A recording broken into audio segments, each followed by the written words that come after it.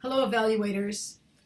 I have prepared a presentation for you as our evaluation team for the Toastmasters Leadership Institute on Saturday. And first, may I say thank you for agreeing to be an evaluator. We have two different sessions. You will be doing one of them, and we have 4 evaluators per session. So let me show you the layout of our meeting. This is the agenda that we're going to have.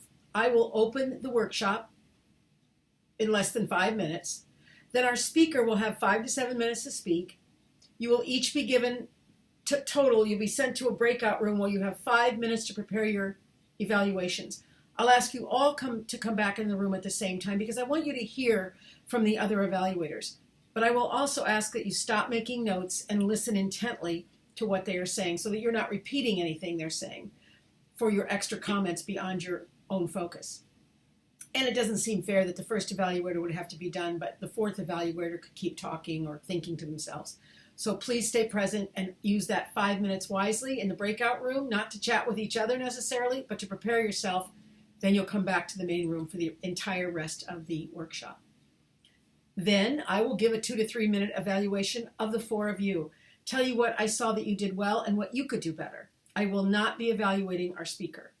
And then I will ask the speaker what he took away. We have 2 male speakers, what he took away from the evaluation, and then we'll take some questions from the audience, and we'll get that all done in an hour. And it will be basically, the meat of this is what you all are saying. I can't wait to hear it.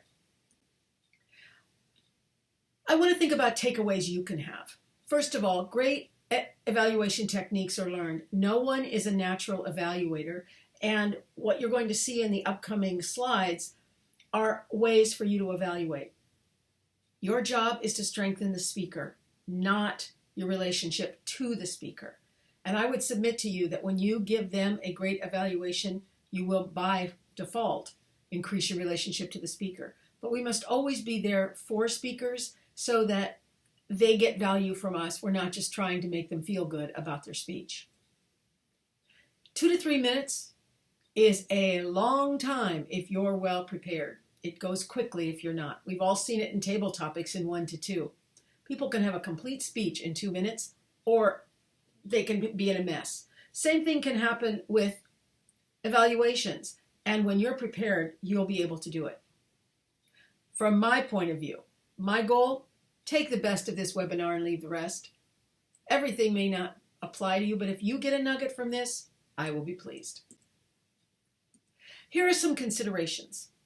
You speak at about 120 to 150 words a minute. So word choice and getting to the point is really important. And would you believe that people only remember 30 to 45 seconds of what you say, even in a speech? How much more important is that then in the evaluation that you are clear and know what you're talking about? And so to that, be good, be brief, and be memorable. Make some really strong points. I want you to be in control of yourself, your content, and your time to the very end. I just listened to an evaluation at a club today. The guy spent the first minute talking about what he was going to be evaluating before he even got to the material. Don't do that. Know what you want to say, bring your content, and finish strong. To prepare to do that, you will have an introduction. The majority of your content is your feedback, and then you will conclude.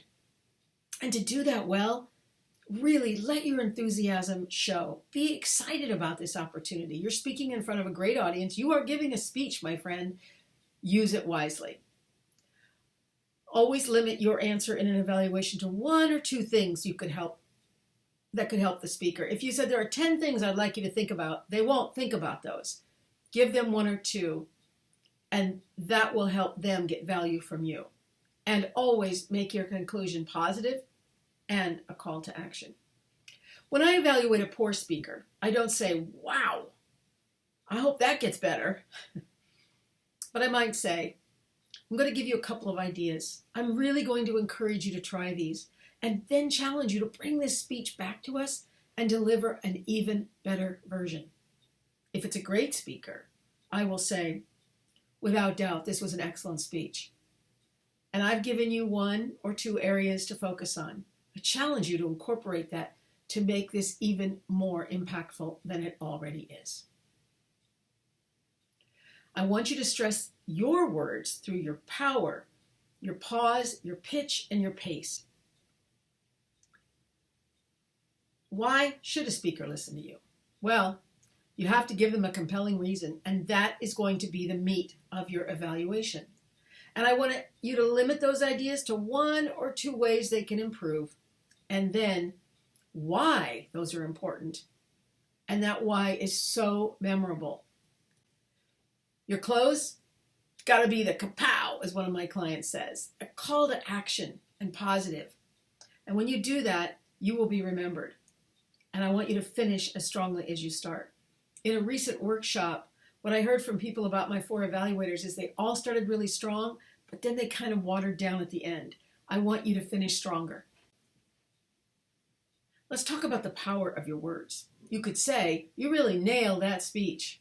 Or, what was so impactful about this speech is your ability to connect your story with your own emotion. When people display what's called pathos, emotional connection, we feel it. And Zoom is no deterrent from that any more than a TV is or a movie. We are on this platform. This is the platform we've got, and we can use the power of our words to touch another, as our speakers are trying to do for us.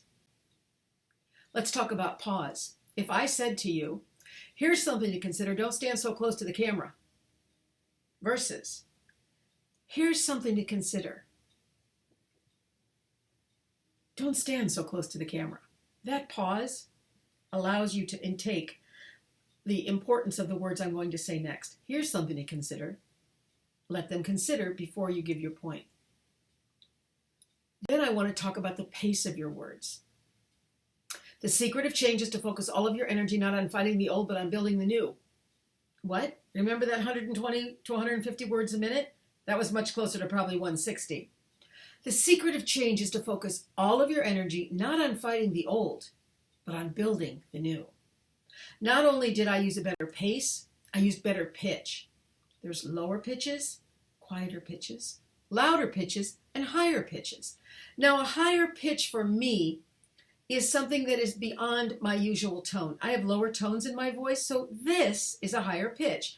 Not this. That gets too high. Whenever you want to stress something, you raise your pitch. The camera.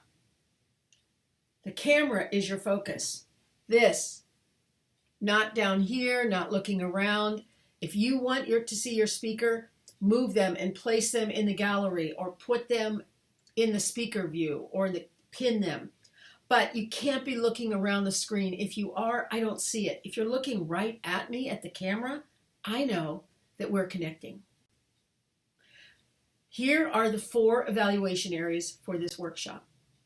The first one, how did the speaker establish pathos, logos, and ethos? How did the speaker in the video demonstrate his energy? Was this a speech for persuasion, information, or entertainment, PIE, P-I-E, and how was it demonstrated?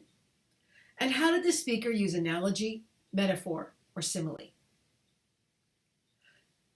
You'll all have one of these to do, but if you have pathos, logos, and ethos, you're going to be looking for their passion. How did their passion come across? Did they seem to really care, or were they phoning it in, as we say? Their logos, did they use a logical argument? That would be their structure, their statistics. Did they matter? Did they use too many? How did they establish their logos, which is common ground because we all understand this is what that statistic means? And then the ethos, the credibility.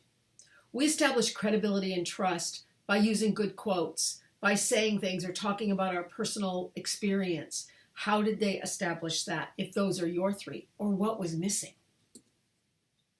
When you're looking at the energy of a speaker, movement equal momentum equal energy. Now, right now I am sitting. I will be standing for the workshop.